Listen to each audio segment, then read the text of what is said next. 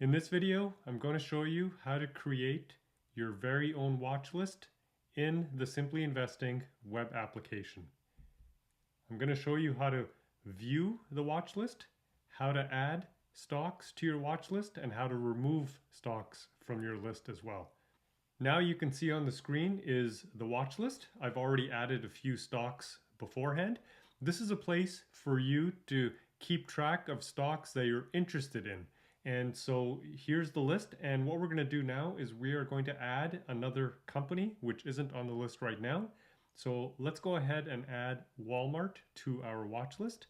I'm going to go ahead on the sub menu here where it says add watch list item, and I'm going to click on that right now. Next, I'm going to select the exchange. So this is going to be the New York Stock Exchange. Then I'm going to enter in the company name. I'm going to select the company name, click on save, and you can see that the company has now been added to our watch list and it appears at the bottom of the table.